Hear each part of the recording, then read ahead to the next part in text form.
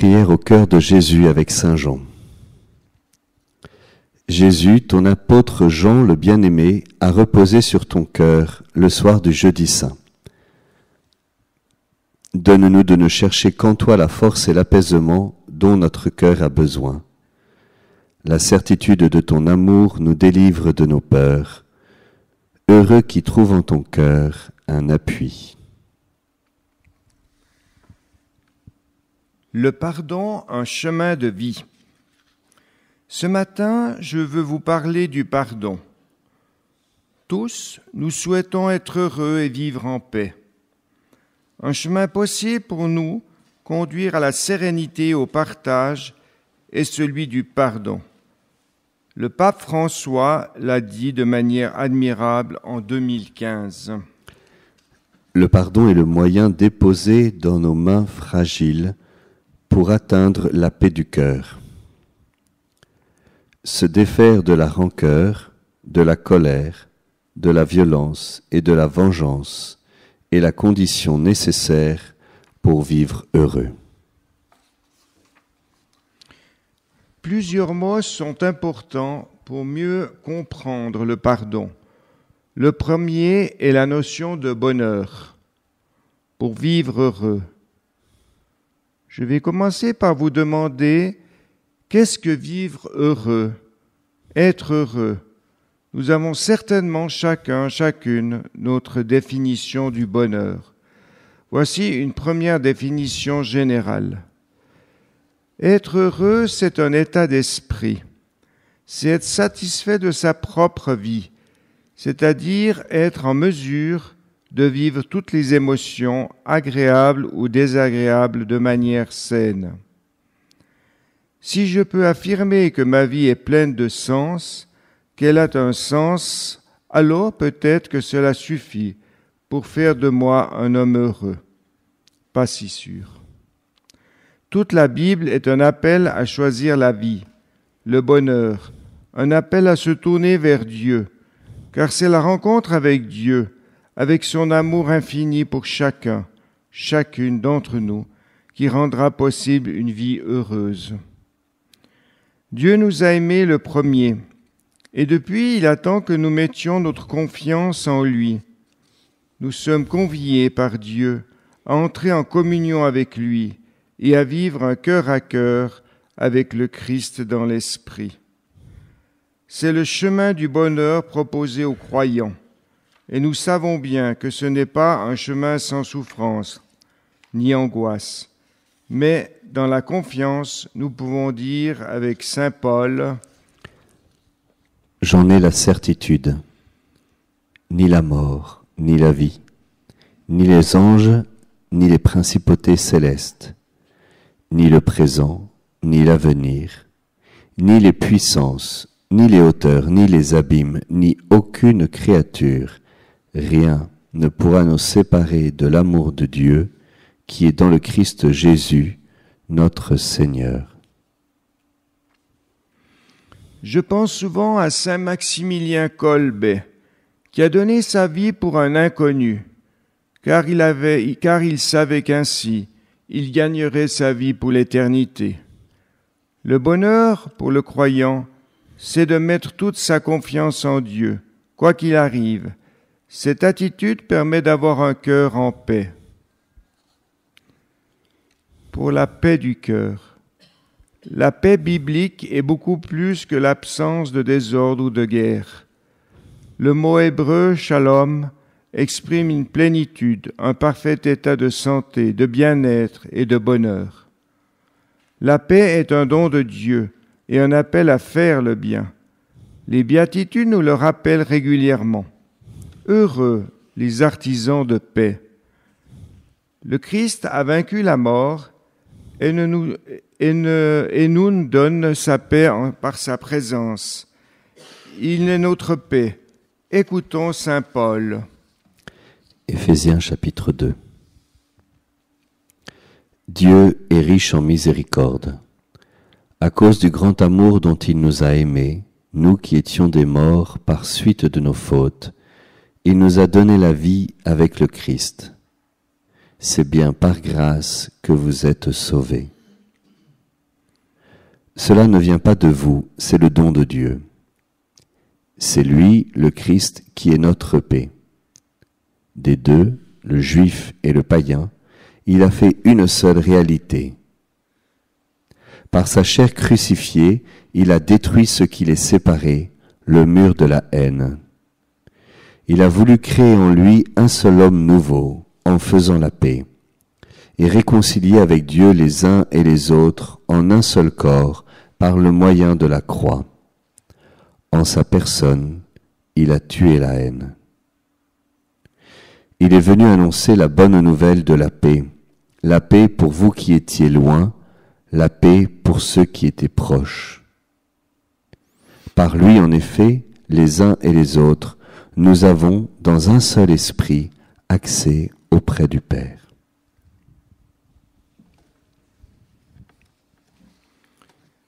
Dieu nous a donné le premier, nous a aimé le premier.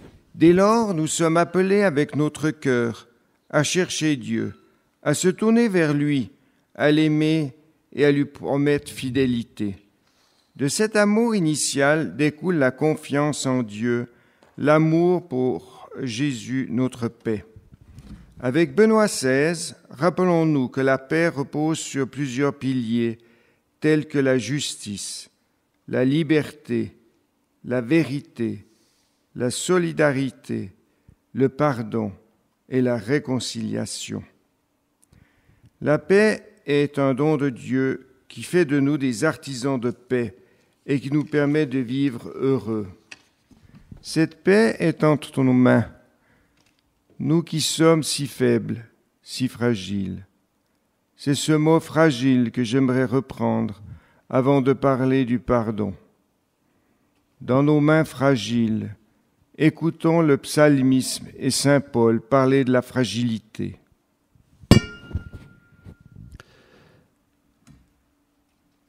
Du psaume 38. Seigneur, fais-moi connaître ma fin, quel est le nombre de mes jours? Je connaîtrai combien je suis fragile. De la deuxième épître aux Corinthiens. Le Seigneur me dit à moi, Paul, ma grâce te suffit, car ma puissance donne toute sa mesure dans la faiblesse. C'est donc très volontiers que je mettrai plutôt ma fierté dans mes faiblesses, afin que la puissance du Christ fasse en moi sa demeure. C'est pourquoi j'accepte de grand cœur pour le Christ les faiblesses, les insultes, les contraintes, les persécutions et les situations angoissantes. Car lorsque je suis faible, c'est alors que je suis fort. Dans l'Épître aux Philippiens. Je peux tout en celui qui me donne la force. Dans la première épître à Timothée. Je suis plein de gratitude envers celui qui me donne la force, le Christ Jésus notre Seigneur, car il m'a estimé digne de confiance. Si je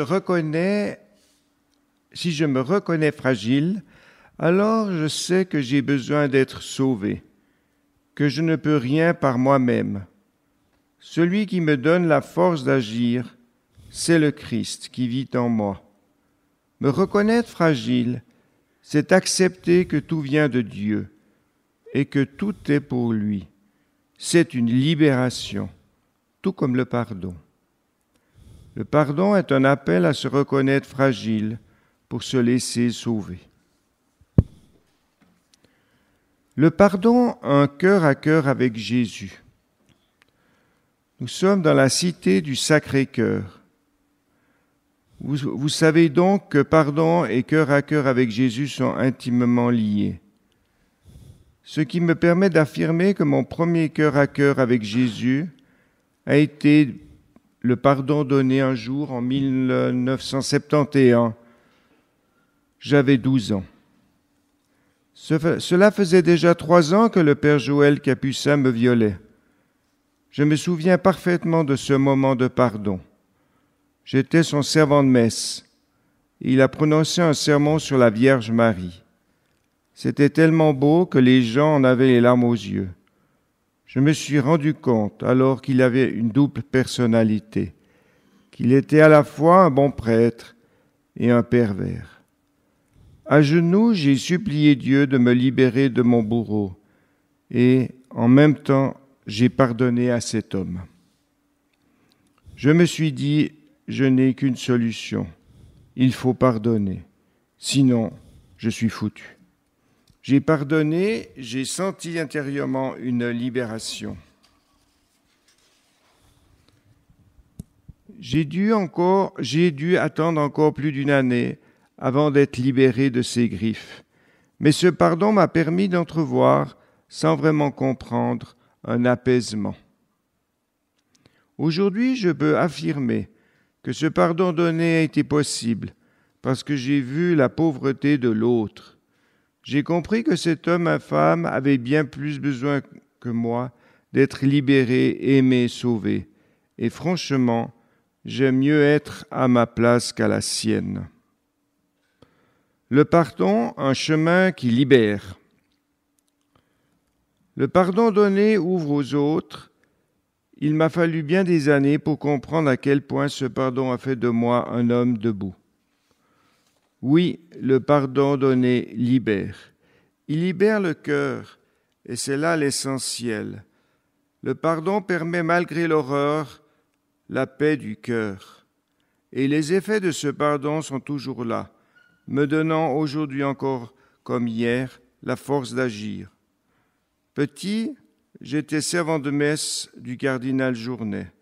Il m'avait dit, « Si un jour tu souffres, tu iras 9 fois en pèlerinage à Notre-Dame de Bourguillon, gardienne de la foi, et la 9e fois, tu comprendras. » En décembre 1980, je suis de retour à Fribourg, après avoir passé 5 ans dans un couvent bénédictin. J'avais fait mes premiers vœux, tout était beau, fixe, mais ce n'était pas ma vocation, j'étais désespéré. Je monte 8 fois de suite à Bourguillon en pleurant, comme un pauvre type. La 9e fois, j'arrive à la chapelle, je pousse la porte et je vois une fille qui pleure à chaudes larmes. Je dis à la Vierge Marie, « Occupe-toi de cette jeune fille. » Je referme la porte et sous l'auvent, je reçois intérieurement le choix de garder ou de jeter la foi. C'est là que je décide de garder la foi jusqu'à la mort. Ce jour-là, cette jeune fille m'a permis de relever la tête et de me détourner de mes malheurs en faisant un acte de foi, accorder toute ma confiance à Dieu. Comme victime, comme blessé de la vie, je peux choisir de rester centré sur moi, recroquevillé sur ma misère et pleurer sur ma triste vie. Je peux aussi choisir de relever la tête et de regarder le crucifié ou simplement un frère, une sœur qui souffre. Alors là, tout devient possible, tout peut changer, parce que je me rends disponible, capable de regarder, de la voir en détresse, de voir la détresse en l'autre et de lui donner la première place.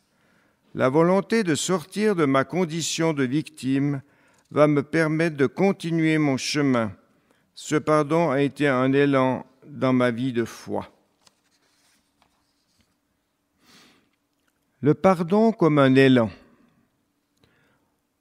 En 1983, on me demande de prendre la présidence de l'apostolat de la prière de Suisse romande et de m'occuper du pèlerinage à Paray-le-Monial.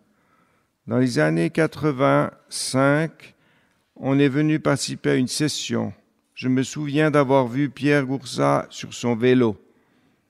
Un midi, j'étais dans la file d'attente pour aller manger. Un petit homme était devant moi. On s'est mis à discuter, on a partagé un bout de table. La cérémonie sous la tente allait commencer, et je vois ce petit bonhomme avec qui j'avais mangé présider la messe. C'était le cardinal d'Anis. Nous sommes restés en contact bien des années. Ce que j'ai vu et vécu à Paray-le-Monial m'a donné l'idée de créer une rencontre dans mon coin de pays, la rencontre prier, témoigner. Au départ, c'était pour les membres de l'apostolat de la prière. Moyenne d'âge, 80 ans. Des membres qui ne parlaient que du diable. Cette rencontre a été un élan magnifique pour toute la Suisse romande et est devenue la rencontre des jeunes pendant une trentaine d'années, rythmée par différents témoins de la foi. Une veillée de prière avec adoration et sacrement du pardon. Tous les mouvements de l'Église de Suisse romande se sont trouvés réunis. Catholiques de droite et de gauche, moines et moniales et communautés nouvelles, Opus Dei, prêtres séculiers. J'ai commencé à éditer des dépliants en lien avec les thèmes choisis lors de ces rencontres de prier témoigner. Donc j'étais devenu un petit peu un capucin. J'aimais les images. En 1992, je suis à Rome pour la rencontre mondiale des présidents de l'apostolat de la prière. C'était la semaine de la canonisation de Saint Claude la Colombière. À cette occasion, j'ai rencontré une nouvelle fois le pape Jean-Paul II. Il faut dire que j'ai été son chauffeur particulier lors de sa venue en Suisse en 1984. À la fin de son séjour, il m'avait invité à venir le trouver à Rome. Seul, je n'y serais jamais allé. Du coup, j'ai commencé à organiser des voyages à Rome pour aller le voir avec des amis, des politiques, des inconnus, des chorales. Revenons à Paray-le-Monial. En 1992, la veille de la canonisation de Saint-Claude, je vois le pape et je lui expose mon dernier projet, un dépliant de prière à vivre en famille, pour essayer de renouveler la dévotion au Sacré-Cœur. Il manquait le titre. C'est là que le pape me dit « Écoute bien le sermon demain et tu auras la réponse ». Le lendemain, je vais à la célébration. Je me réjouis, mais je n'avais pas prévu qu'une grande partie du sermon serait en italien. Alors je ne comprenais pas un seul mot. J'étais désespéré, mais tout à la fin, il prononça en français. C'est un cœur à cœur avec Jésus. J'avais mon titre. Alors il ne m'en reste plus qu'un. J'en ai fait 1 million. Et puis c'est le petit dépliant, cœur à cœur avec Jésus. Et l'icône était l'icône de sœur, comment elle s'appelle, de Marie, je ne sais plus son nom, de Jérusalem, qui est maintenant décédée et qui avait fait cette icône pour Saint Jean avec le Christ. Voilà, elle avait eu un grand succès. J'avais trouvé une icône de sœur Marie-Paul de Jérusalem qui avait peint Jésus et Saint Jean qui reposent sur son cœur pour la couverture de ce dépliant. Je n'avais plus qu'à rajouter ce cœur à cœur avec Jésus. En faisant une relecture de ma vie depuis ce pardon en 1971, j'ai découvert avec étonnement que j'ai survécu à une vie brisée parce que le pardon donné m'a relevé, m'a donné le courage de traverser mes angoisses, de garder la foi et de me mettre au service de l'Église. Ce pardon m'a révélé à moi-même. C'est comme si j'avais reçu une nouvelle vie. Et je sais que ce pardon continue à agir avec force, parce qu'il est régulièrement alimenté par la grâce des sacrements. Un autre point étonnant est l'importance marquante des papes dans ma vie. Tout cela est providentiel. Jean-Paul II a été comme un père pour moi. Et quand je repense au travail magnifique de Benoît XVI, pour en finir avec l'omerta sur les abus sexuels dans l'Église, je suis très ému. Ma rencontre avec le pape François est juste invraisemblable. Il a pourtant signé la préface de mon livre comme si c'était une évidence. D'ailleurs, le titre de ce premier livre, « Mon Père, je vous pardonne », a été choisi par mon éditeur après lecture du manuscrit. Au début, j'ai trouvé ce titre étrange, mais il avait raison. Il avait mis le doigt sur l'essentiel, le pardon. C'est d'ailleurs la question qui revient souvent lors d'échanges avec des victimes. Comment est-ce possible de pardonner ? Le pardon, un chemin possible. Vous dites qu'il faut pardonner, mais moi je n'y arrive pas, je ne peux pas. Si une victime m'interpelle sur le pardon, je sais que c'est gagné, parce que le seul fait de penser au pardon, même à son impossibilité, c'est déjà lui donner une place. La personne entrevoit que c'est peut-être bien la seule voie à emprunter, si elle veut se libérer. Même si elle ne sait pas comment faire, pour moi, elle a commencé à relever la tête. Lors d'une conférence sur les abus en 2024, un prêtre a pris la parole en disant « Il ne faut pas culpabiliser les victimes en disant que le pardon fait partie du chemin de guérison. Eh bien, moi, je vous dis que le pardon est le seul chemin qui guérit et qui libère, et pas besoin d'être croyant. Le pardon n'est pas la propriété de la religion. » J'ai rencontré dernièrement une femme de 50 ans qui veut publier son histoire. Jésus, elle ne connaît pas. Je lis les 180 pages de son témoignage. C'est horrible. Une mère alcoolique qui bat et la prostitue pour quelques bières. Un beau-père qui abuse d'elle. Eh bien, cette femme a trouvé la force de pardonner à ses parents, de fonder une famille et d'avoir des enfants. Elle a choisi de vivre malgré les souffrances endurées et a compris que le pardon libère, relève, rend fort et meilleur. Et pour ceux qui ont la foi, si le pardon est impossible, parce que ce n'est pas le moment, que c'est tellement injuste, innommable, ou que sais-je, eh bien, il est possible de demander la grâce du pardon à Jésus. Dieu pardonne et aide sur le chemin du pardon. Si c'est trop lourd, demandez-lui de pardonner à ta place. Il le fera. Je peux me mettre avec lui sur la croix, comme au Golgotha, et dire « Père, pardonne-leur, pardonne-lui, pardonne-moi. Moi, je n'y arrive pas, mais je sais que tu le peux, parce qu'avec toi, tout est possible. Le pardon est un chemin difficile, mais libérateur. » Le pardon, un chemin difficile. Pardonner ne veut pas dire accepter n'importe quel comportement. Ce n'est pas non plus oublier. Pardonner signifie faire la paix avec ce qui s'est passé pour aller de l'avant. Le pardon libère du passé et permet de vivre dans le temps présent. L'essentiel est d'éviter de s'enfermer dans la rancœur et la haine. Je pardonne pour moi, pour ne pas rester enfermé dans mon histoire. Je suis seul face à mes souvenirs et à mes angoisses. C'est à moi de faire le pas. Pardonner demande beaucoup de temps et il n'y a pas de baguette magique.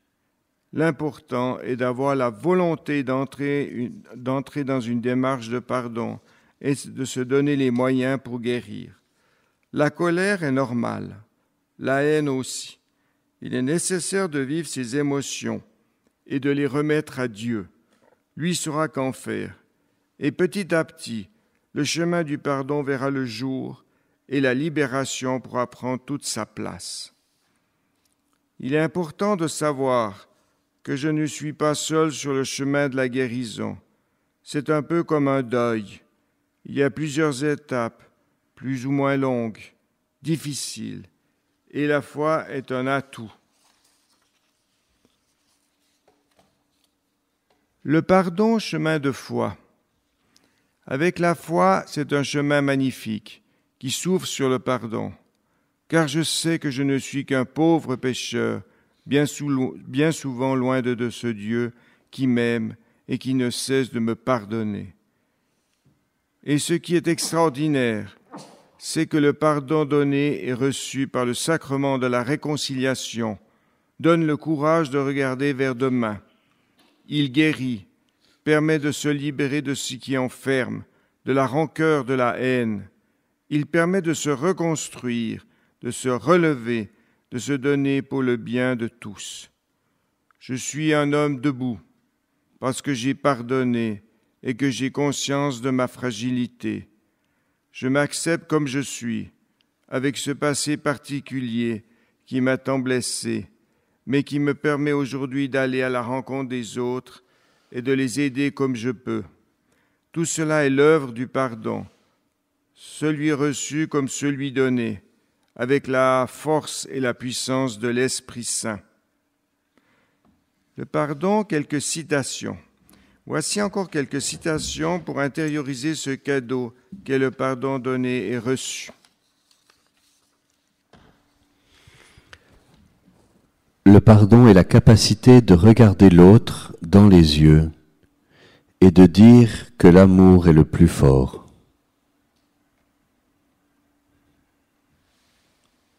C'est un remède au traumatisme.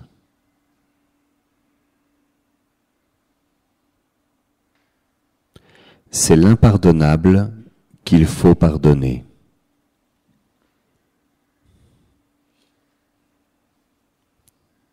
Nelson Mandela. Le pardon libère l'âme, il fait disparaître la peur. C'est pourquoi le pardon est une arme si puissante. Jean-Paul II. L'homme qui pardonne ou qui demande pardon comprend qu'il y a une vérité plus grande que lui. Martin Luther King. Le pardon n'est pas un acte occasionnel, mais une attitude permanente.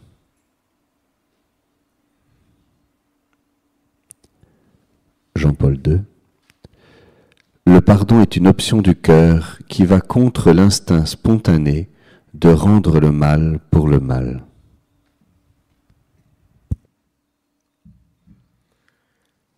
Je terminerai en rappelant qu'en tout temps, nous pouvons lever notre regard vers le Christ pour vivre heureux et en paix. Confions-nous à son Sacré-Cœur avec Marie, notre Mère. Cœur de Jésus, du haut de la croix, tu nous as donné Marie pour mère, et Jean l'a reçue en sa demeure. Ouvre nos cœurs à l'amour filial envers Marie. Heureux qui sait l'aimer avec un cœur d'enfant.